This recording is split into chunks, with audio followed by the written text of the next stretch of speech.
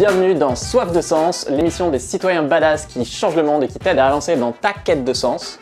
Aujourd'hui, on va parler des personnes SDF. Qui sont les personnes SDF? Quelles sont leurs histoires? Pourquoi il y en a encore en 2020? Et aussi comment nous, on peut mieux gérer nos émotions, que ce soit de la peur ou de la gêne, pour créer facilement du contact avec elles. Et plus largement, comment est-ce qu'on peut créer une société plus digne et plus humaine. Et pour ça, on est avec un expert du sujet, Jean-Marc Potvin de l'association Entourage. Salut Jean-Marc. Ouais, salut Pierre. Je sais pas si je suis expert, mais en tout cas, on œuvre auprès des personnes en situation de rue. Ouais. Pour commencer, est-ce que tu peux nous raconter cette histoire en hiver 2012 où tu croisais Darius régulièrement, une personne sans abri, en allant sur le chemin du travail, mais ce matin-là, il avait la mâchoire en sang. Oui, tout à fait. En fait, moi, je viens du monde des startups. Hein. Je travaille pas du tout dans le domaine social et pas du tout dans le domaine des personnes sans abri. Ouais. Et en fait, je rejoignais mon travail ici dans Paris, près de Notre-Dame de Lorette.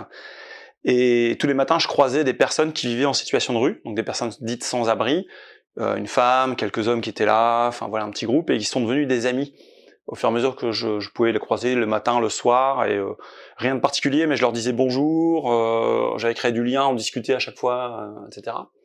Et effectivement, un matin d'octobre 2012, je vois Darius en train de pleurer. Alors d'habitude, il est plutôt très gai, très enjoué, etc. Et je lui dis, qu'est-ce qu'il y a qui va pas? Il dit, regarde. Et il avait toutes les dents cassées. Il venait de se faire agresser pendant la nuit à coups de barre de fer, et il pleurait en disant, qu'est-ce que je vais devenir si je peux même plus manger mon sandwich? Et là, moi, je savais pas du tout comment l'aider, j'étais un peu désemparé. Je lui dis, je vais appeler les secours. Il me dit, non, t'appelles pas les secours, etc.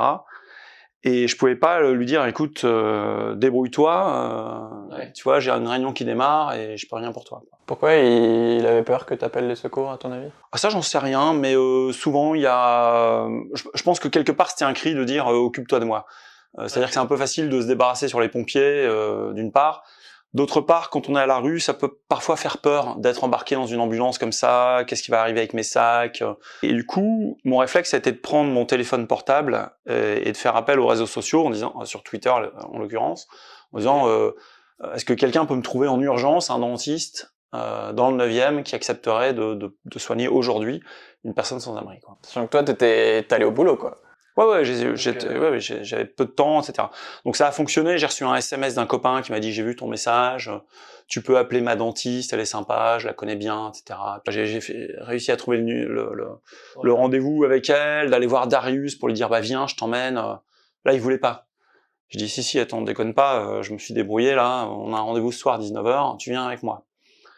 Et puis voilà, de fil en aiguille, la dentiste, elle a bien voulu le faire entrer dans son cabinet, regarder, mettre des antidouleurs, des antibiotiques, etc. Proposer une opération gratuite. Elle lui a dit, il faut arracher quelques dents qui restent là, faire des prothèses gratuites pour ses dents et tout. Mais là, elle se retourne vers moi, elle dit, mais si je l'opère, il faut pas qu'il dorme dehors, donc trouvez-lui un logement. Là, c'est pareil, j'étais démuni. Donc le réflexe, le téléphone portable, est-ce que quelqu'un, là j'appelle des gens que je connais. Comment on fait pour pouvoir faire loger une personne SDF, etc. L'histoire derrière tout ça, c'est que je me suis rendu compte que la liaison avec les personnes sans abri était importante, mais que tout seul, c'était compliqué. Ouais. Parce que cette relation, elle peut devenir engageante. Donc l'idée de créer Entourage, c'est à la fois pour répondre à cette peur du riverain qui est de dire, si je rentre dans la relation avec la personne sans abri, je vais être tout seul. Donc d'avoir des moyens autour de moi pour éventuellement m'épauler, me venir en aide, me conseiller sur ce qu'il faut faire. Et deuxièmement, plus fondamentalement, c'est pour répondre à ces demandes de personnes sans abri que je croisais, qui me disaient moi je vois passer 3000 personnes tous les jours, il y en a 2 qui me disent bonjour. Ou je suis invisible pour les gens. Ou on me regarde pas, on me voit pas, j'existe pas, j'ai pas de prénom. J'ai l'impression d'être un sac poubelle sur le bord du trottoir. Et ça, c'est une énorme souffrance, quoi, de dire non seulement une situation matérielle, objective qui est très mauvaise, mais en plus de ça, cette personne, elle est juste en dehors du jeu humain, elle est non considérée, etc. Ce qui évidemment est pas vrai, parce que nous, riverains, quand on passe à côté de ces personnes SDF, on voit qu'elles, en vrai. Simplement, on sait pas quoi faire, on est gêné, alors on presse le pas, on détourne le regard. Donc il y a un mismatch, il y a un truc qui colle pas entre les deux, quoi. Et toute l'idée du réseau Entourage, c'est de réconcilier ces deux-là en disant Faites cette rencontre et vous verrez, ça va changer le monde. Cette histoire, c'est en partie, parce qu'il n'y a pas que ça, il t'est arrivé plein d'autres choses avant, mais en partie ton déclic pour créer l'association et l'appli Entourage, dont on va parler juste après. Mais d'abord, je voudrais bien qu'on comprenne, c'est qui les personnes SDF? Il n'y a pas de profil type, il y a beaucoup de situations très différentes. Par contre, il y a des constantes, c'est-à-dire qu'on se retrouve à la rue, c'est toujours multifactoriel. Donc il y a très très très fréquemment multifactoriel. C'est-à-dire qu'on va empiler des problèmes de santé, de perte d'un divorce, de perte de boulot, d'argent, etc., etc. Donc il y a une deuxième constante, c'est qu'il y a toujours une blessure de la relation à l'autre. Donc ça peut être des enfants violentés, au sein d'une cellule familiale qui aurait dû la protéger, ou abandonnés. Voilà, donc énormément de jeunes qui sortent de l'aide sociale à l'enfance. Hein. Donc l'ancienne DAS, hein, qui est en gros le premier fournisseur un peu malheureusement de personnes SDF en France. Okay. C'est-à-dire des jeunes qui à 18 ans, on leur dit bah tiens, voilà tes 2 sacs, salut. Il y a quasiment toujours une blessure de la relation à l'autre, et c'est quasiment toujours multifactoriel. Ouais. Et une fois qu'on comprend ça, on comprend l'importance de la relation. C'est-à-dire que si l'autre est perçu comme une menace parce que celui qui devait me protéger en fait m'a violenté, ça peut être aussi des violences conjugales, hein. Il y a énormément de femmes, il y a une croissance exponentielle du nombre de femmes à la rue aujourd'hui, femmes avec enfants. Leur mari est violent, quoi. Potentiellement, ça peut être des divorces violents, ça peut être... Alors que c'est le mec l'agresseur. On voit des femmes arriver de l'étranger aussi, fuyant des situations violentes. Si l'autre qui est supposé me protéger m'agresse, bah, je perds confiance en l'autre, et si je perds confiance en l'autre, je perds confiance en moi. C'est-à-dire que l'autre est un agresseur potentiel, et moi-même je vaux rien, et du coup une espèce de spirale dans laquelle on tombe. Et toute l'idée d'entourage, c'est que quand on va restaurer la relation toute simple d'amitié avec un voisinage de gens qu'on peut croiser, etc., si cette relation elle est bienveillante, qu'elle amène à progressivement reprendre confiance en l'autre et donc reprendre confiance en soi, donc se regarder d'un œil meilleur, parce que je me regarde aussi dans le regard que les autres portent sur moi, bah alors il y a beaucoup de choses qui peuvent se passer. Tiens, d'ailleurs, à votre avis, c'est quoi le besoin numéro 1 des personnes sans abri? Indice, c'est ni l'alimentation, ni les vêtements. En fait, d'après le rapport 2016 du Secours catholique, le besoin numéro 1 des personnes SDF, c'est l'écoute. Enfin, c'est assez surprenant quand même. Tu peux nous expliquer pourquoi? En fait, pour illustrer ce propos, il y avait une personne en face du travail, là où je travaillais en 2014 ou 2015, à Paris, que je croisais tous les jours. Et un jour de l'hiver, c'était en 2014, hiver 2014, il faisait très froid, et je passe devant Eric, donc c'était son prénom, et Eric m'offre un sandwich. Non, pardon, il m'offre un fromage. C'était un fromage tout neuf qui sortait de chez le fromager avec le prix dessus. Je dis, ah merci Eric, j'aime bien le fromage, merci pour ton cadeau. Il me dit, t'inquiète pas, il est tout neuf. Je dis, moi je m'inquiète pas, mais j'aime bien le fromage, merci. Puis il me dit, tiens, prends du pain aussi. Alors je dis, non, t'es gentil, là j'ai mon sac avec mon ordinateur, tu vois, je prends ton fromage, j'ai du pain chez moi. Mais je dis, mais pourquoi tu m'offres tout ça? Oui, la réaction c'est plutôt de se dire, mais t'en as pas besoin. Enfin... Ouais, pourquoi tu m'offres tout ça? Il me dit, bah regarde. Donc là il ouvre son sac, et en fait il y avait plein de sandwichs. Il me dit, tu comprends, tout le monde passe, tout le monde me donne un sandwich. Alors personne m'a vraiment demandé si j'avais faim ou ce dont j'avais besoin, quoi. Donc là, de toute façon, moi je vais pas manger tout ça, donc lui il redistribuait, quoi. Alors c'est vachement bien, c'est-à-dire qu'il y a des gens qui se sont dit, tiens, il fait froid, tiens, il y a une personne là sous un Porsche, il a sans doute faim, je vais donc aller lui acheter un sandwich et lui donner. Mais est-ce que ça aurait pas été mieux au-dessus de ça, de dire, bonjour, je vous vois tous les jours, moi je m'appelle Jean-Marc, et vous, ça va, pas trop froid, vous avez besoin de quelque chose. Ouais. Et là, je m'adresse à une personne, pas un estomac. Entourage, quand on a dit on va d'abord créer du lien social, et effectivement on s'intéresse pas à la nourriture, etc., ça a pu surprendre beaucoup. De dire, attends, si je suis à la rue, j'ai besoin d'un sandwich, d'une couverture, de 2 euros, etc. Et en fait, ce qu'on dit quand on croise. Ouais. Et puis c'est ce qu'on a tous en tête. Enfin, on a cette représentation-là. Et aujourd'hui, on meurt pas de faim dans les rues en France, heureusement. Et c'est parce qu'il y a beaucoup d'associations qui s'occupent des personnes sans abri.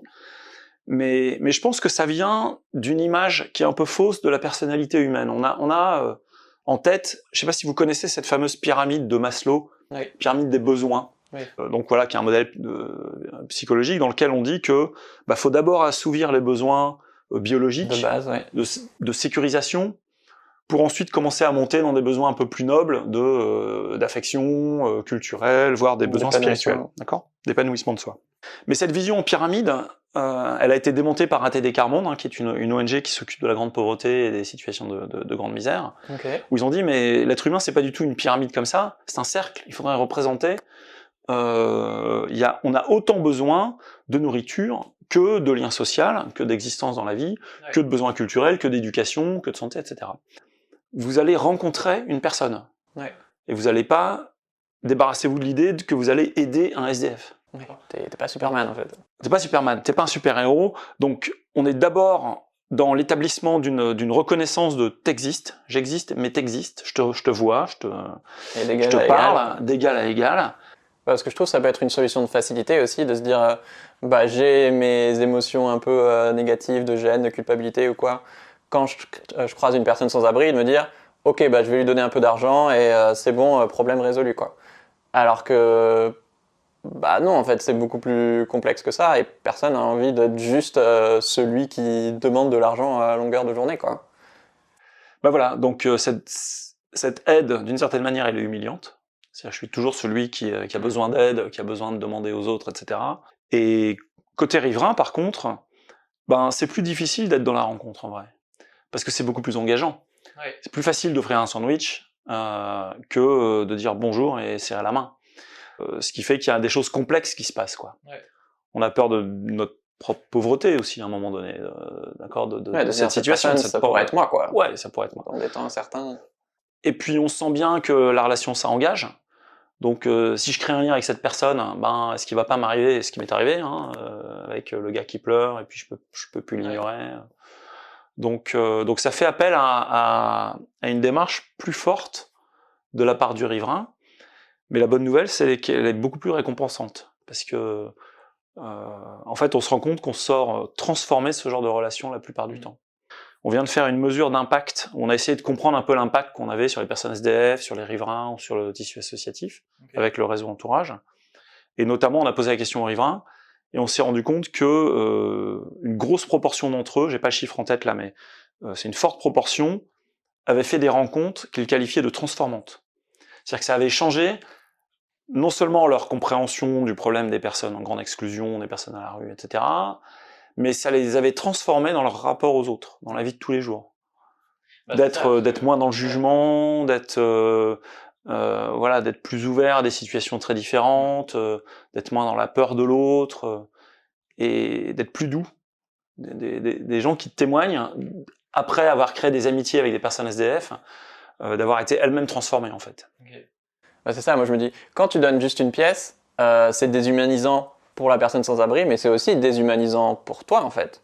Et que du coup, d'arriver à voir la personne en face et de créer une vraie relation, oui, peut-être qu'au départ, tu le fais plus pour aider la personne, mais en fait, ça te transforme autant toi, voire plus, quoi. Ouais. Parce qu'en fait, la vraie pauvreté, qu'est-ce qui nous fait peur dans cette pauvreté ? Enfin, c'est quoi la définition de la pauvreté ? D'une certaine manière, cette grande pauvreté qu'on a à nos portes, et qui est le fruit de notre exclusion collective d'ailleurs, je pense qu'on pourrait y revenir là-dessus, mais d'une certaine manière, on a une forme de responsabilité derrière ce qui se passe. Mais cette grande pauvreté, essentiellement, c'est une dépendance aux autres. C'est-à-dire que le gars qui est en situation de rue, il est dépendant des autres pour tous les aspects de sa vie. Est-ce qu'il va loger quelque part ou pas ce soir ? Est-ce qu'il va manger aujourd'hui ? Est-ce qu'il va pouvoir être soigné s'il a un problème, etc. Enfin, en gros, il va être dépendant du passage de la maraude, d'une décision du travailleur social, du 115 qui va lui dire oui non pour un hébergement d'urgence, etc., etc. Et nous, les riches, entre guillemets, quelque part, on se rend indépendant par notre richesse, par notre réseau, par notre maison, par tout un tas de choses. L'humain, la définition même de l'humain, c'est qu'on est dépendants les uns des autres, tous. Et du coup, la personne qui pense qu'elle a besoin de rien, ou pour qui tout va bien, en fait, elle va énormément s'enrichir en perdant sa richesse et en réalisant ce besoin de dépendance. Donc de cette interdépendance. Et c'est quelque chose que les personnes les plus pauvres peuvent apprendre au monde. Moi, elles m'ont appris ça. Elles peuvent nous apprendre plus de fraternité, qu'on a pas mal oublié avec toutes les tensions, l'individualisme qui est très fort aujourd'hui et qui monte. Elles peuvent nous apprendre la solidarité. Enfin, il y a des choses de base qu'on oublie quelque part, et qu'une rencontre transformante avec ces personnes en situation de rue peuvent permettre aux gens de se réveiller quelque part.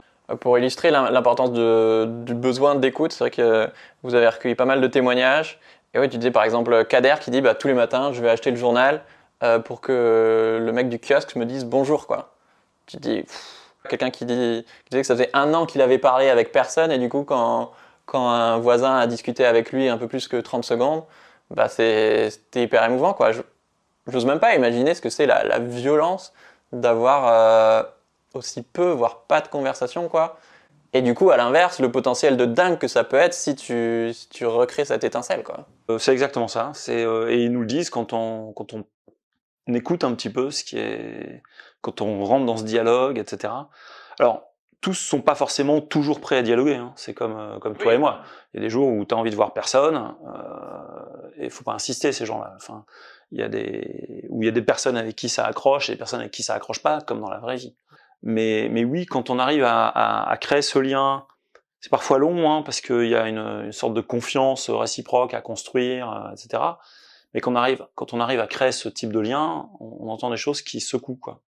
Où vous allez vous rendre compte que cette personne, c'est son anniversaire dans une semaine, avec 2-3 personnes, vous l'emmenez prendre une pizza, ou vous faites un gâteau, ou fêtez son truc. Et puis moi ça m'est arrivé, et puis la personne va se mettre à pleurer parce que ça fait 15 ans que personne lui a souhaité son anniversaire, quoi. Donc ça, des petites choses très simples.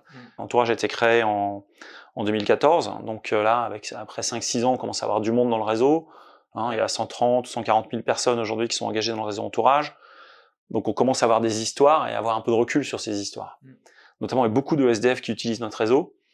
Et certains, on voit vraiment des changements radicaux dans leur vie, quoi, y compris des gars qui ont fini par sortir de la rue. Ouais, j'imagine si personne te parle, forcément tu te dis mais en fait je suis invisible, pourquoi est-ce que j'essaierais de m'en sortir en fait? Alors qu'à partir du moment où voilà, tu recrées des liens sociaux et que ça te donne des raisons d'essayer d'avancer. Ouais, des raisons, puis l'envie aussi. J'ai aussi envie de me conformer à mes amis. Et pas d'être toujours celui qui a un problème. Ou, si vous pouvez demander de l'aide à une personne sans abri... Même des trucs tout simples, de demander l'heure ou où est cette rue. Ou... Ouais, ils connaissent leur quartier, ils connaissent plein de bons plans. Ça renverse... Et puis, on a le cas d'un autre Eric, pas celui dont je parlais tout à l'heure, mais qui lui disait, il faisait un peu la manche à l'entrée d'un métro. Et il disait qu'une fois ou deux, il s'était retrouvé quasiment conseiller conjugal. Non mais lui, il a un bon niveau intellectuel, il a un bac plus 4 ou bac plus 5. Et ouais, il s'est retrouvé à soit remonter le moral, soit aller conseiller des couples qui se déchiraient en disant tu vois, tu devrais faire comme ci, comme ça. Enfin, c'est chouette aussi parce que on permet à cette personne d'être utile.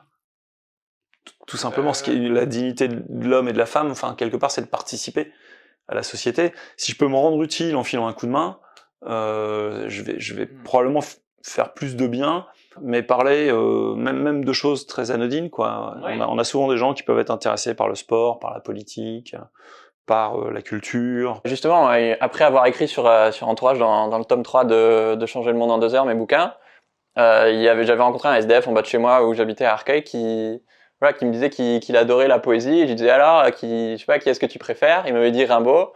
Et du coup, la fois d'après, je lui avais apporté un livre et il était trop content, quoi. Ouais, c'est ça. Parce que ça change forcément du sandwich ou de la pièce de 2 euros, quoi. Oui. Donc j'ai aussi 3 stats là pour montrer la diversité des profils. Il y a 20% des personnes SDF qui sont des enfants. Genre, je sais pas vous, mais moi j'aurais pensé que c'était beaucoup moins. 40% qui sont des femmes, ça aussi c'est énorme. Et 1/4 des SDF adultes francophones qui ont un travail mais qui en fait n'ont pas les moyens de payer un loyer.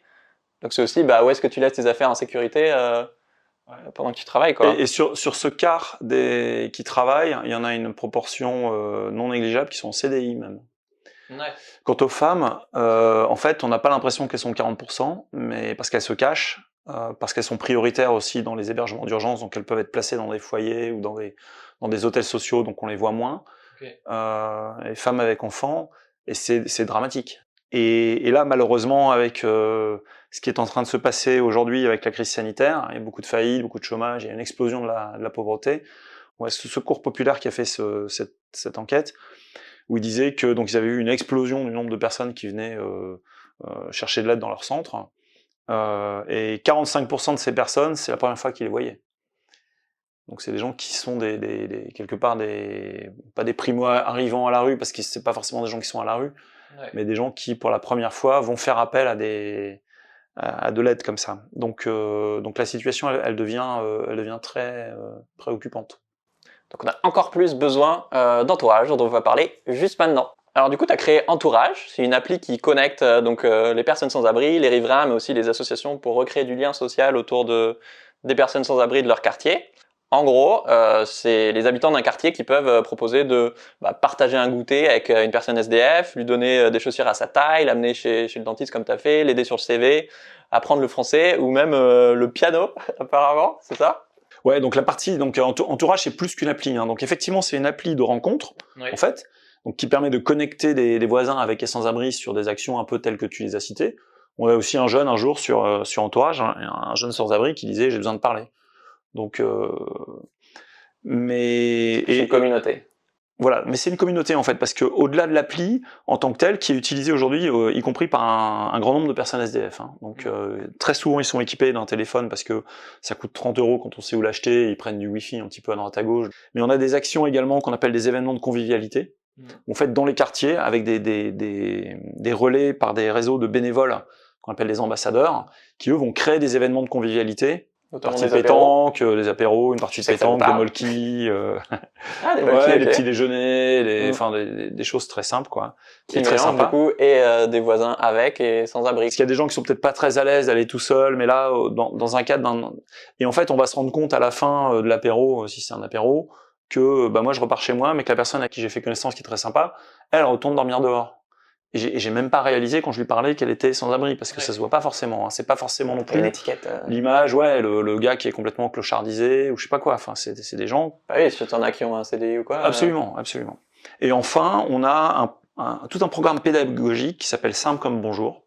Donc il y a un site simplecommebonjour.org avec, il est super, avec des petites vidéos, avec un truc un peu dynamique, déculpabilisant, qui en gros donne des conseils sur la relation, sur la posture à avoir, On va en parler juste après. Donc voilà, c'est un peu un trépied entre la sensibilisation, la pédagogie, les actions de rencontre et puis l'appli mobile. Okay. Et ce que je trouve trop bien sur l'appli, c'est que tu peux à la fois créer une action en disant il y a une personne en bas de chez moi avec son consentement évidemment qui a besoin d'une paire de baskets en 42 par exemple, mais tu peux aussi rejoindre une action qui est proposée d'aller à un resto à 4 avec des voisins, etc. Tu peux à la fois proposer des choses matérielles mais aussi des compétences, et tu peux soit relayer le besoin d'une personne SDF avec son accord encore une fois, soit dire en fait moi je sais pas, je parle français et si quelqu'un a envie d'apprendre le français, je suis dispo et du coup faire du matching via l'appli quoi. Et quelque part tout ça c'est des prétextes à la rencontre. C'est-à-dire que ce qu'on disait tout à l'heure, c'est que nous on cherche vraiment à créer un réseau d'amitié qui est pas un réseau d'aide. Hein. Parce que dans l'aide t'es dans t'as un rapport de supériorité quoi. Voilà, et dans tous ces exemples-là, à un moment donné, même si l'aide elle arrive au début, c'est-à-dire qu'il y a des personnes SDF qui aujourd'hui tapent sur un moteur de recherche solidarité, ils vont atterrir sur Entourage, ils vont dire tiens c'est intéressant, il va dire tiens on m'a volé mon duvet cette nuit, j'ai besoin d'un duvet, est-ce que quelqu'un peut m'aider? Il se trouve que quelqu'un va lui apporter un duvet, donc là on est dans l'aide et dans la demande d'aide, mais très vite cette rencontre-là, cette personne qui va lui apporter le duvet, potentiellement c'est le début d'un lien, le début d'une histoire d'amitié quoi. C'est arrivé plusieurs fois, hein, donc y compris les gens qui ensuite ont décidé de se revoir très régulièrement. Et aujourd'hui, on a, ça c'est encore issu de la mesure d'impact qu'on vient de faire sur Entourage, 72% des personnes SDF qui font des rencontres par Entourage se font des amis. C'est énorme, c'est des amis, c'est pas... Oui, c'est pas juste tu m'aides une fois et on se revoit pas. Et j'avais C'est énorme. Le verbatim, le témoignage d'une femme qui était en situation de rue avec ses 3 enfants et qui connaissait personne parce qu'elle était, pour le coup, elle venait de l'extérieur de la France et elle s'est retrouvée à la rue ici avec ses enfants, qui par Entourage s'est fait une amie, et elle me disait mais tu peux pas savoir l'importance d'avoir un numéro de téléphone de quelqu'un que je peux appeler. On s'en rend pas compte, enfin je sais pas toi, mais moi j'en ai trop des numéros de téléphone dans mon téléphone. L'importance d'avoir une personne sur qui je peux compter. Et waouh, quoi, parce que c'est... Et rien qu'une amitié comme ça, la valeur que ça peut avoir, nous on s'en rend pas compte. Au début, sur l'appli entourage, elle disait est-ce que quelqu'un peut, dans le quartier, me faire une fois par semaine une lessive, donc un sac de linge pour rester propre, quoi, sachant que ça coûte cher d'aller dans les laveries automatiques, etc. Et du coup, une femme lui a répondu, et donc pendant qu'elle fait la lessive et qu'elle attendait avec elle, elles prenaient le thé ensemble. Et du coup, une fois par semaine, pendant 1 heure, ces deux femmes prenaient le thé et ont commencé à créer un lien. Donc ça peut démarrer par une demande d'aide. Hein, c'est pas encore une fois dans tout ce qu'on disait au début. Moi, on dit surtout pas qu'il faut pas donner d'argent, il faut pas aider, etc. C'est pas ce qu'on dit. Oui. C'est vraiment de viser la relation, quoi. Trop bien. En fait, la vraie exclusion, quand on parle des exclus, la vraie exclusion, c'est d'être exclu de ce jeu de relation. Un très chouette livre de Laurent Tardieu qui a été le délégué national, je crois, d'ATD Quart Monde. Il est plus aujourd'hui. Qui est Quand un peuple parle, et dans le dernier chapitre, et c'est une des citations qu'il met d'une personne qui a vécu en situation de grande misère, qui disait vous pouvez pas savoir la souffrance que c'est d'être dans une situation dans laquelle les seules personnes qui me parlent sont payées pour me parler. C'est-à-dire que cette personne, elle n'interagissait que avec des professionnels de l'aide sociale, et c'est très bien, il en faut. Enfin, il faut des gens pour l'aider à retrouver ses droits, etc. Et cette personne disait, moi, tous les gens qui me parlent sont payés pour me parler. C'est atroce. C'est objectivement atroce. Et du coup, entourage, ça marche? Dans les endroits où on est, en tout cas, oui, vraiment. Donc ça, c'était la bonne nouvelle. Mais c'est le pari qu'on faisait. Hein. C'est-à-dire que le pari, c'est que la plupart des gens sont touchés par cette situation et la trouvent inacceptable. Simplement, ils savent pas comment agir. Donc dès qu'on leur donne le moyen, la clé, le prétexte, l'envie d'agir, le collectif joue. Donc aujourd'hui, on n'est pas déployé partout parce que ça coûte cher de déployer entourage dans une ville. Pour l'instant, vous êtes sur Paris, sur toute la première couronne de Paris, la Défense, etc. On est à Lille, on est à Rennes, on est à Lyon. Téléchargez l'appli déjà si vous êtes dans ces villes. Ouais, il faut rejoindre le réseau et puis s'engager, bien sûr. Et est-ce que tu as d'autres exemples de vies qui ont été changées grâce à entourage, soit côté sans-abri, soit avec abri? Oui, on en a vraiment beaucoup, et c'est notamment cette toute nouvelle, et première grande étude d'impact qu'on a fait pour aller au-delà de l'anecdotique et des histoires, avoir vraiment des chiffres, voilà, parce qu'aujourd'hui on est dans un monde où il faut des chiffres, donc pour quelque part prouver notre action, prouver notre impact, le comprendre aussi nous-mêmes, c'est pas que le prouver vis-à-vis c'est améliorer. Voilà, parce que comme on n'a pas de modèle économique chez Entourage, on vit de dons, donc c'est les dons que vous allez nous faire maintenant. Non, je plaisante. Donc on vit des dons du grand public, on vit de dons de fondations, des fondations d'entreprises, des fondations familiales. On commence par être aidé aussi par certaines collectivités locales. Ah, trop bien. Ouais, là par exemple, on est soutenu, je prends cet exemple, par la région Île-de-France. Donc on a besoin pour tous ces gens-là, quelque part, de mesurer notre impact, de façon autre que anecdotique ou par des verbatims. Et donc on voit aujourd'hui que c'est vraiment majeur. Ça fonctionne, quoi. C'est-à-dire qu'il y a vraiment du monde, que les liens se créent, que les amitiés se nouent. Et du coup, dans cette étude, par exemple, vous avez d'autres exemples de stats ou d'histoires qui illustrent votre impact? Oui, Eric, qu'on a rencontré il y a un peu plus de 2 ans, qui était dans le métro, qui dormait dans le métro, qui faisait la manche dans le métro, etc. Aujourd'hui, il a une piole et un job. C'est énorme. Et on n'a rien fait, si ce n'est l'entraîner dans le réseau entourage, puis il a commencé à venir dans nos événements, par se faire du lien, puis il est venu intervenir en entreprise pour commencer à témoigner, donc s'engager avec entourage, etc. quoi. Et il travaille dans une grande banque aujourd'hui, dans une grande banque française, et il a son appart depuis quelques mois. Et ça, jamais j'aurais pu rêver de ce genre de choses au démarrage entourage. On savait qu'on allait faire quelque chose qui soulagerait une souffrance, qui est la souffrance d'être seul. Mais je pensais pas qu'on puisse aller, et d'ailleurs on se refusait de faire cette promesse en disant nous on travaille pas pour sortir les gens de la rue, on travaille pour réhumaniser en créant du lien, et ça fera du bien à la fois aux voisins avec et sans abri. Il y a tellement d'obstacles, ça peut être tellement facile de rechuter. Voilà. Ce que je constate aujourd'hui, alors c'est encore là pour le coup c'est encore anecdotique, donc mais je vois des vies transformées, et je suis persuadé que c'est vraiment une composante clé, l'amitié, hein, que c'est vraiment une composante clé dans la capacité pour un certain nombre de ces personnes de trouver le ressort en elles, hein, le ressort psychologique, la motivation, la foi en l'homme en fait. Pour avoir envie de s'en sortir, pour avoir envie de réintégrer la société, il faut avoir confiance dans cette société. Bah ouais. Comme c'est souvent elle qui t'a exclu, bah c'est difficile de... Donc si je trouve des bonnes raisons d'avoir envie, ben ouais, ça va peut-être me donner le coup de pouce qui va bien, quoi. Un jeune, là encore récemment, pendant le confinement, on s'est dit bah comment on va faire, parce que les rencontres elles sont plus compliquées, etc.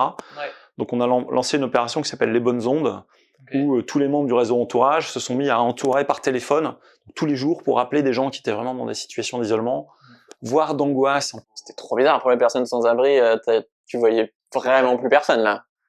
Parce que dans les rues, il y avait personne. Voilà, c'était très compliqué. Et ben, une des belles histoires des bonnes ondes, c'est qu'il y avait un des jeunes qui était vraiment isolé et complètement désœuvré, qui à la fin de cette opération des bonnes ondes, en l'occurrence lui s'est engagé dans l'armée, c'était son rêve de toujours, et ça lui a donné et l'opportunité et l'envie de sortir de sa situation, quoi, et de commencer à réaliser son rêve. Ben voilà, enfin, et c'est pas grand chose. C'était des gens qui, comme vous et moi, hein, qui l'appelaient dans le cadre des bonnes ondes. Et puis ils se sont rendus compte que c'était son rêve, c'est ce qu'il voulait faire, qu'il avait juste jamais eu vraiment ni le courage, ni... Oui, des fois, il faut juste aider à faire un CV ou lui donner la bonne info. Ou... Et les gens dans ce petit groupe l'ont aidé, l'ont motivé, l'ont dynamisé pour ce truc-là, et à la sortie du confinement, paf, il réalise le rêve de sa vie, quoi. Donc ouais, on a des belles histoires. C'est ça qui est fou, c'est que nous, ça nous demande vraiment pas grand-chose et on n'a pas idée de à quel point ça peut avoir un impact énorme, quoi. Alors, peut-être pas, faut pas partir du... Enfin, encore une fois, t'es pas Superman, quoi, mais potentiellement, ça peut, quoi. Et alors, j'aime bien ce que tu dis en disant on n'est pas Superman. C'est-à-dire que c'est un des conseils qu'on donne dans ce livre Avec et sans abri, là, qui est de dire faites le deuil de votre utilité. C'est-à-dire que on va juste tenter une rencontre et puis établir un lien. Voilà, point. On vient pas voir la personne en disant allez, je vais te remotiver et tous les deux tu vas t'en sortir. Parce que ça c'est dangereux même. C'est-à-dire que déjà je vais plaquer sur elle l'envie qu'elle s'en sorte, mais qui est mon envie qu'elle s'en sorte. Donc je sais pas si elle en est à ce niveau-là ou pas. Deuxièmement, elle va peut-être à un moment donné reprendre de l'espoir en disant ah ouais, il y a quelqu'un qui a envie que je sorte de la rue, elle va se remettre à y croire.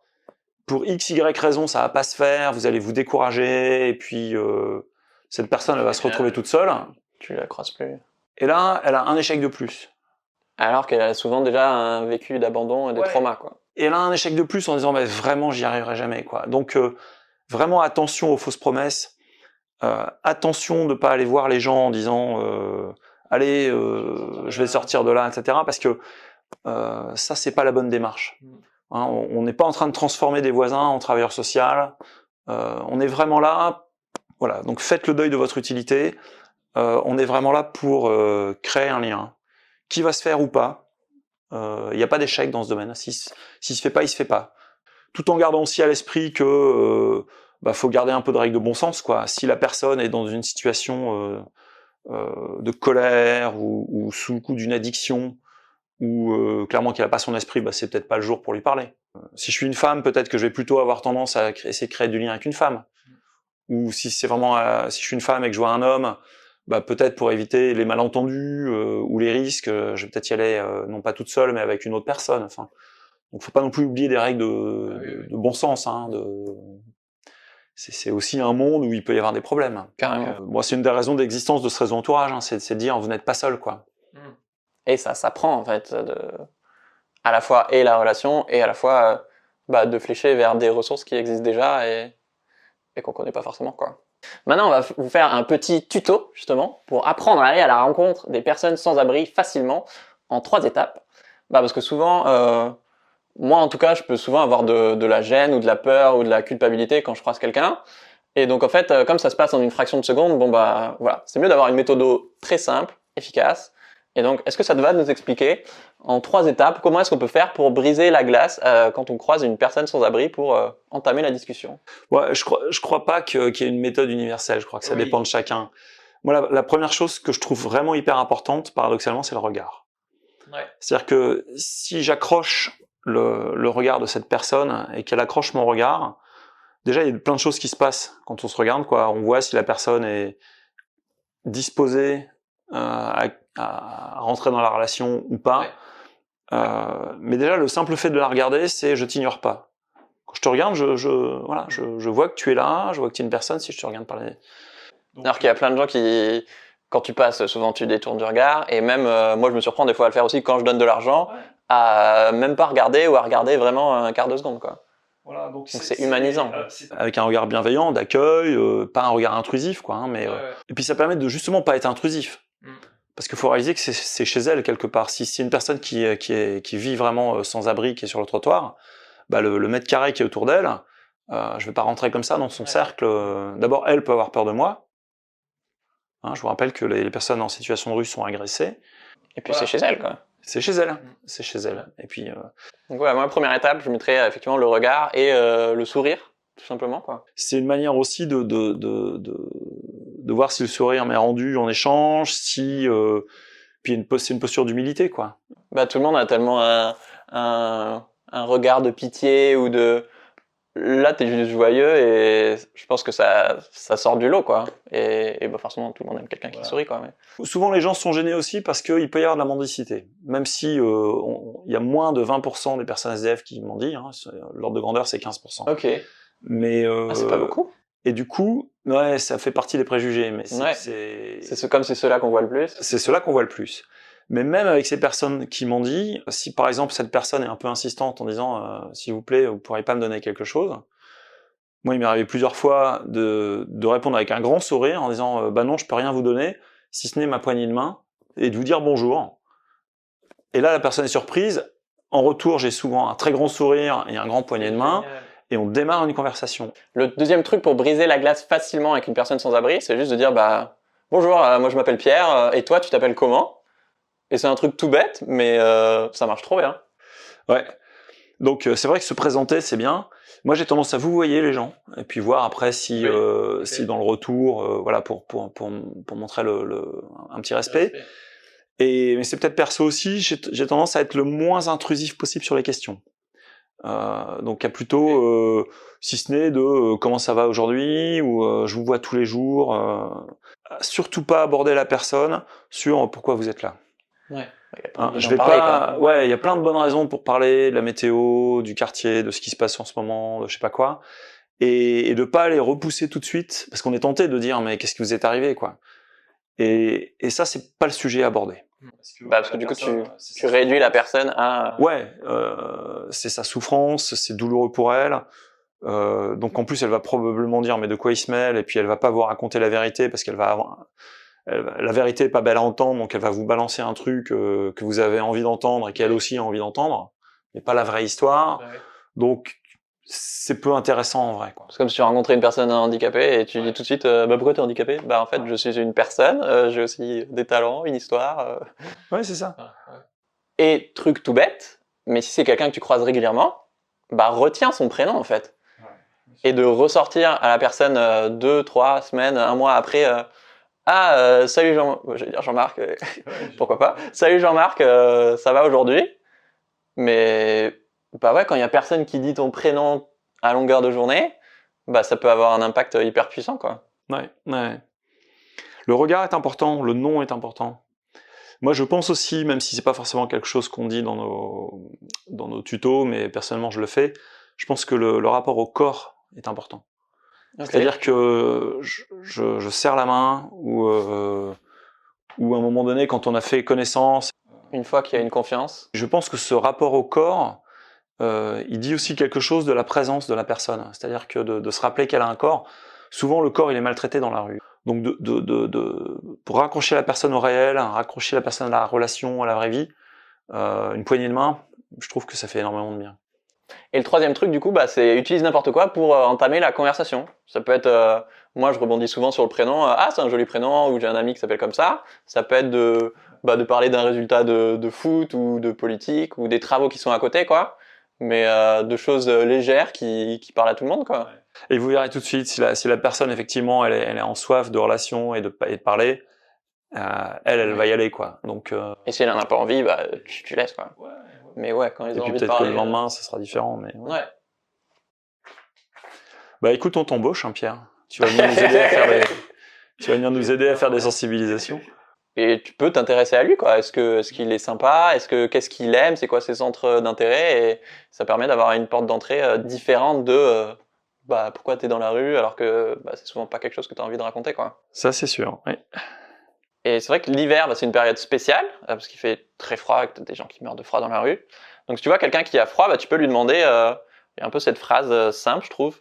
Dire bonjour, tout va bien? Est-ce que vous avez besoin de quelque chose en particulier? Ça, tu peux le faire toute l'année, mais encore plus en hiver. Et je trouve ça génial de proposer. Est-ce que ça vous dit de vous réchauffer dans un café qui est juste à côté avec moi, même un quart d'heure, tu vois?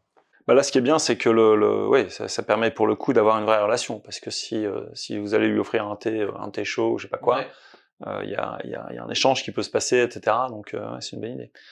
Une des choses à faire, c'est ne pas réveiller les personnes. Oui. Parce que là, ça peut leur faire peur, elles peuvent être agressives, etc. Et puis c'est juste désagréable d'être réveillé, sauf si vous pensez qu'elle est en danger.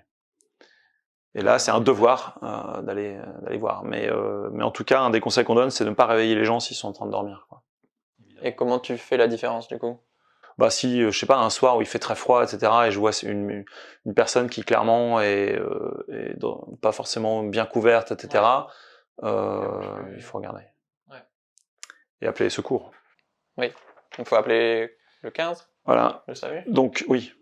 Un autre de nos préjugés, c'est que c'est pas le froid le pire quand on est à la rue, et les personnes en situation de rue ne meurent pas plus l'hiver que l'été, que le printemps. Ah ouais. Donc déjà, ce qu'ils craignent le plus, ce qu'ils nous disent, c'est la pluie, parce que là, c'est très compliqué de vraiment, quand il pleut sur des longues périodes, de rester sec et de s'isoler. Et notamment les périodes en été sont parfois très pénibles dans les grandes villes, parce que beaucoup d'associations ferment, les voisins partent en vacances, on peut pas se cacher de la chaleur quand il y a des grosses chaleurs estivales, etc. Donc il y a des risques de déshydratation, etc. Enfin voilà, donc ne pas s'intéresser aux personnes en situation de rue que l'hiver, en se disant c'est là que c'est le plus dur. C'est vraiment quelque chose, en fait c'est l'enfer toute l'année la rue, c'est atroce toute l'année, quoi. D'après toi, pourquoi est-ce qu'il y a encore des personnes sans abri? Alors c'est une vaste question. Aujourd'hui, on a tous conscience d'une crise environnementale. Oui.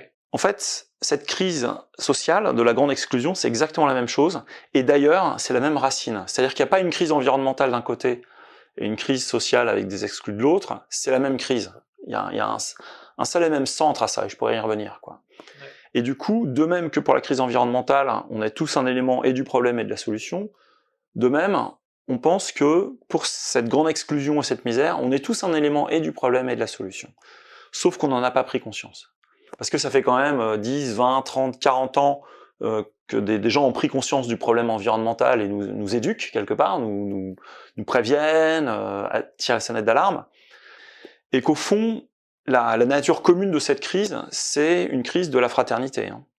Parce qu'aujourd'hui, dans notre devise républicaine, liberté, égalité, fraternité, je peux pas décider de la fraternité. Si je suis président de la République, si je suis maire d'une ville, etc. Donc c'est compliqué. Si j'ai vraiment le sentiment d'être frère avec les autres, c'est fort d'être frère. Moi, j'ai pas de frère, j'ai des sœurs, j'ai 3 sœurs. Il y en a aucune qui dormira jamais à la rue tant que j'ai une maison. Enfin, c'est évident. Donc si vraiment je crois en cette fraternité qu'on a mis sur nos mairies, sur nos écoles, etc., de dire que l'autre est un frère ou une sœur, je me comporte pas de cette manière-là. Et cette course à l'individualisme qu'on voit, cette compétitivité, cette course à la performance qu'on a les uns les autres, à réussir, à gagner, etc. Si je suis frère avec les gens, je partage. Je dégueulasse pas une planète pour la laisser toute sale aux générations futures, voire aux générations présentes, quoi. Donc il y a une même racine, quelque part, d'une espèce d'individualisme intégral. Et c'est une crise de la fraternité très radicalement. C'est une crise dans laquelle l'homme oublie cette dépendance radicale qu'on a les uns des autres et cette espèce d'amour radical qu'on devrait avoir les uns envers les autres, qui est un amour fraternel. Et que notre attitude, notre regard, la façon dont on aborde le sujet est clé pour résoudre les problèmes collectivement. C'est pas un énième plan pauvreté d'un énième gouvernement qui va régler ce problème, quoi. Ah, c'est trop bien. Je m'attendais pas du tout à cette réponse. Tu t'attendais à quoi comme réponse? C'est les questions d'après, tu vas voir. Est-ce que les personnes SDF, c'est des accidents de vie individuels ou c'est une société qui crée cette exclusion? Ben, les deux. On a une société qui, si t'es pas performant et si tu marches pas bien, peut te faire tomber assez vite. Donc ouais, c'est systémique et c'est des hommes et des femmes qui se retrouvent seuls, quoi, livrés à eux-mêmes. Je pense aussi que au niveau de la société, il y a la disparition d'un certain nombre de corps sociaux intermédiaires. C'est-à-dire que là, on a pas mal des individus seuls face à une espèce d'État et une administration un peu toute puissante qui va répondre à toutes les questions. Je veux dire, il y a tout un jeu de corps sociaux un peu indépendants qui ont disparu en fait, et qui étaient des filets de sauvetage, qui étaient des endroits dans lesquels les gens étaient repris avant de vraiment tomber. Quoi. Comme corps sociaux? Ah bah, enfin des tas de choses, des tas de corporations, que ce soit dans les métiers, que ce soit dans les syndicats, que ce soit dans les synagogues, les paroisses. On voit la crise des gilets jaunes par exemple, c'est essentiellement une crise du lien. C'est ces personnes qui reprennent du lien social autour d'un rond-point en se reconnectant, en buvant un coup ensemble. Il y en a un qui amène des gâteaux, l'autre qui amène une bouteille, et puis ils font un barbecue, ils passent un moment incroyable comme ils n'avaient pas vécu depuis 40 ans. Ben, il y a quelque chose de la disparition de ces corps sociaux intermédiaires pour faire valoir ces droits. Ouais, qui génère de l'isolement. Et ce très grand isolement, cette très grande exclusion qui sont les personnes en situation de rue qu'on voit, ce qu'on voit pas, c'est que, donc là, on parle de quelques centaines de milliers de personnes en France. Il y a 6 millions de personnes aujourd'hui en France qui ont moins de 3 conversations par an.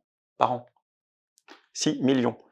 Donc, c'est ça dont on parle. Et évidemment, de là, bah, une personne qui est pas forcément sans abri, pour le coup, c'est des gens qui ont un toit, quoi. Mais là, il leur arrive quoi que ce soit, ils passent dans l'autre catégorie, quoi. Hein, donc, évidemment.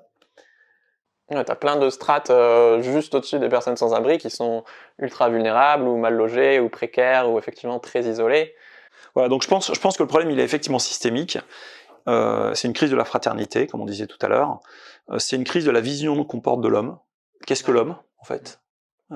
Si on pouvait répondre à cette question aujourd'hui. Et la femme, bien sûr. C'est l'homme au sens humain. Mais oui.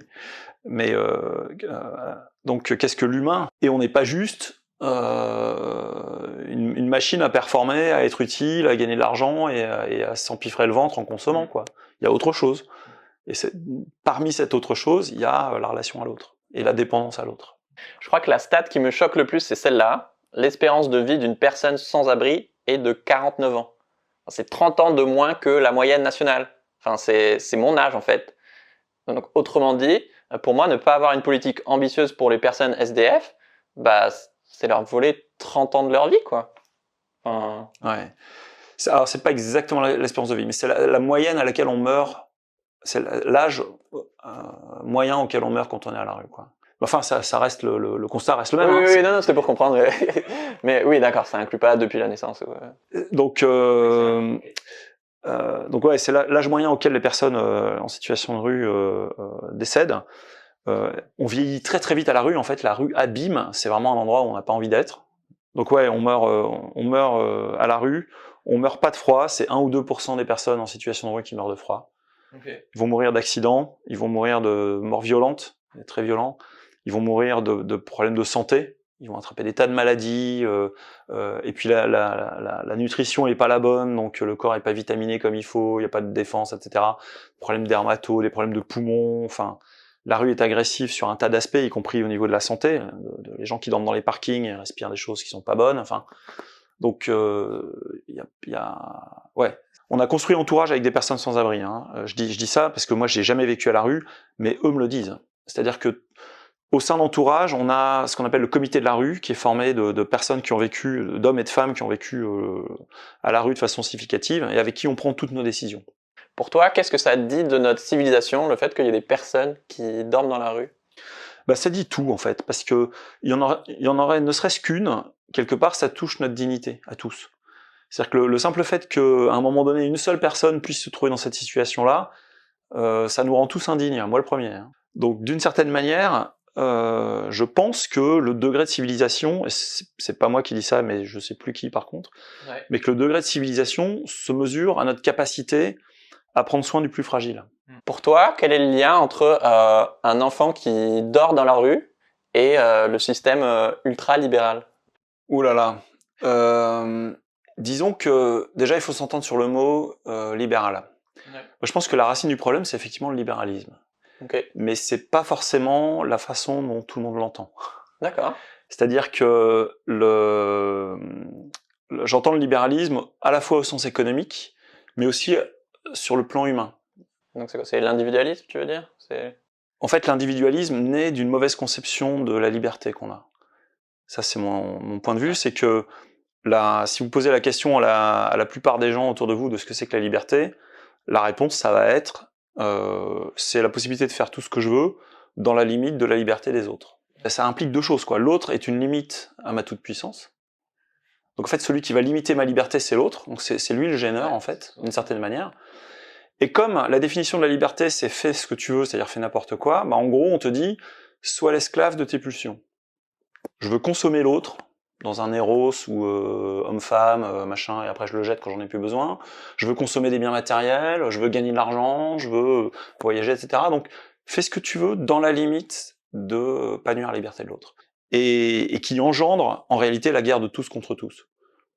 L'ultra-individualisme qui naît de ça génère la guerre de tous contre tous, parce que si l'autre est un frein à ma liberté, à un moment donné, je vais me heurter parce que je vais vouloir spécifiquement ce qu'il possède ou ce qui m'empêche d'avoir, ou ce qui m'empêche d'avoir, ou ce qu'il faudrait devoir partager, etc. Ouais. Donc philosophiquement, je pense que c'est une mauvaise compréhension de la liberté. Donc le libéralisme, d'une certaine manière, qui fait qu'on a des enfants à la rue. Ouais. Et du coup, il y a du boulot. C'est pas juste, voilà, il y a un travail de fond à faire sur qu'est-ce que l'homme. Ouais. Est-ce que l'autre est un ennemi ou... Bah voilà, c'est quelle civilisation on veut. Et d'où ce qu'on disait tout à l'heure, une civilisation qui va être capable de prendre soin du plus fragile sera la plus humaine en fait. Et les portes sont ouvertes, hein. Je sais pas quelle route on est en train de choisir collectivement, quoi. Est-ce que tu sais qui décide de mettre du mobilier anti-SDF? Donc par exemple, c'est les bancs, je sais pas si vous connaissez, ou dans le métro, il y en a plein, qui vont être séparés par des petites séparations pour empêcher les personnes sans abri de dormir là, par exemple. Et du coup, les invisibiliser. Non, je sais pas. À chaque fois, ça me fait mal au cœur, mais je sais pas. Et effectivement, on en voit de plus en plus, ou des pointes par terre. On voit parfois, il y a des petits recoins dans les immeubles où les gars peuvent dormir un peu à l'abri de la pluie. Ouais. Bon, on va les mettre des trucs pour être sûr qu'ils dorment pas là, quoi. Donc, d'une certaine manière, on les met dehors de chez eux, qui est déjà dehors, quoi. Donc, on les met dehors de dehors, quoi. L'émission s'appelle Soif de sens, donc on va parler un peu de ta quête de sens. Toi, comment est-ce que tu trouves du sens dans ton projet? Alors, moi, je trouve que la question est posée à l'envers. Okay. C'est-à-dire que c'est pas ce projet qui me donne du sens. Ouais. C'est le sens que j'ai envie de donner à ma vie qui va faire que je vais faire tel projet, que je vais faire tel travail. Donc, je rigole parce que j'ai souvent cette question de dire ouais, je voudrais un travail qui donne du sens à ma vie, ou à toi Jean-Marc, t'as de la chance parce qu'avec ton projet entourage, ça donne du sens à ta vie. Bah non. Alors c'est un projet qui est génial, qui me remplit de joie. Enfin, c'est des histoires pas possibles tous les jours. Hein. J'adore ce que je fais, mais c'est d'abord parce que Mais c'est d'abord quel sens je veux donner à mon action et quel sens je donne à ma vie, vraiment sur le fond. Et après, comment du coup j'oriente mes actions en fonction du sens que je pense donner à ma vie ou je pense être à ma vie, quoi. Parce que si demain le projet entourage se vautre, s'arrête, que ça se passe mal ou je sais pas quoi, ma vie garde du sens, quoi. Ah, c'est trop bien. Alors quel sens tu veux donner à ta vie? Ah bah moi, enfin tu me connais, je me suis converti au Christ en 2008 lors d'une rencontre avec lui, une rencontre mystique, ça s'appelle une expérience sensorielle de rencontre face à face avec le Christ. Donc ça m'a instantanément converti. Et du coup, le sens de ma vie, il est très simple, il est de l'honorer, de le glorifier, de le servir. C'est pour ça que je suis là. Donc je réponds de façon la plus honnête possible. J'espère que je blesse personne en disant ça, mais voilà, moi ce qui donne du sens à ma vie, c'est ça. Maintenant, c'est pas pour ça que j'ai fait entourage, tu vois. Après ma conversion, je suis parti travailler dans une start-up. Je me suis pas dit tiens, je suis tombé amoureux du Christ et donc de Jésus et donc je vais aller faire un truc pour les pauvres. C'était pas du tout ma démarche.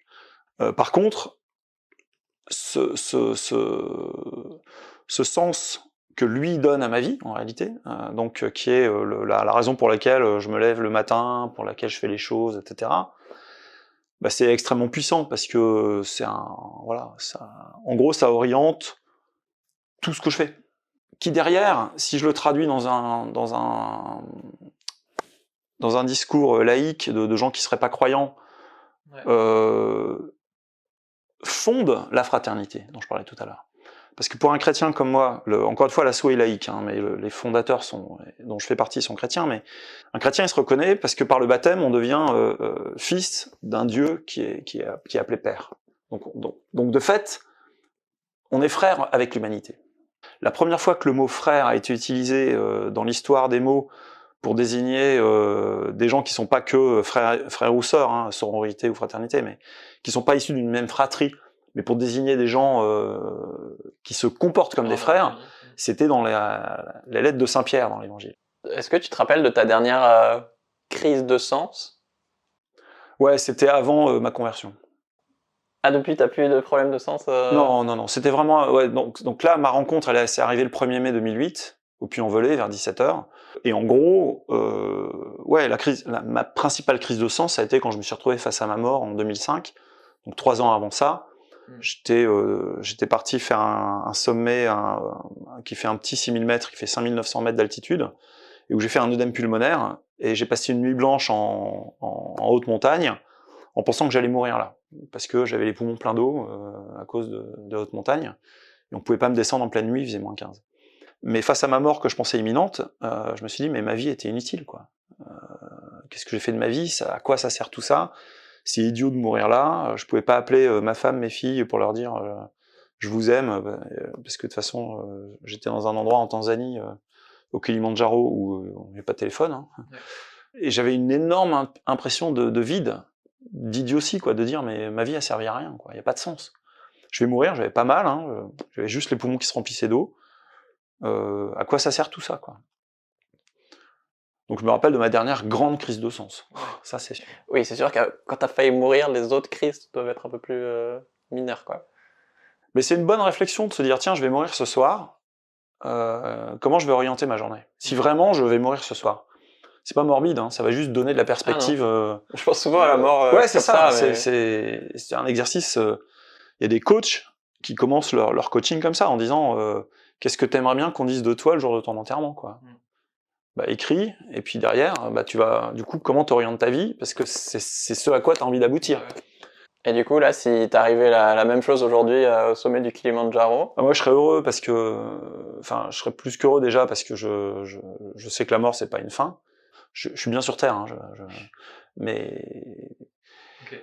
Et la question du sens, ça sera pas tant est-ce que j'ai réalisé entourage, est-ce que j'ai fait je sais pas quoi, c'est plutôt est-ce que j'ai aimé, est-ce que j'ai été en lien d'amour avec les gens que j'ai croisés, avec non seulement avec les miens, mais aussi avec on croise beaucoup de monde dans la vie. Hein. Ouais.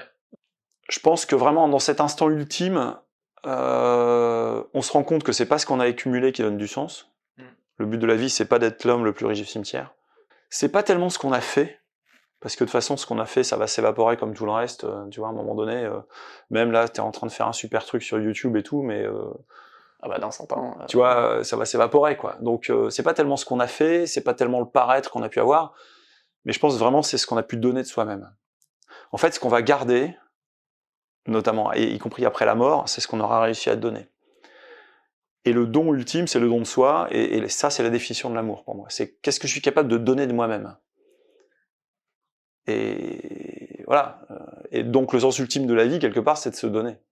Et de se donner aux autres. Trop bien. Si t'as kiffé cet épisode de Soif de Sens, bah, je te conseille vraiment de regarder les autres qui sont sortis sur la charge mentale, sur Internet, sur la santé, etc. Et je vous dis à la prochaine. Ciao!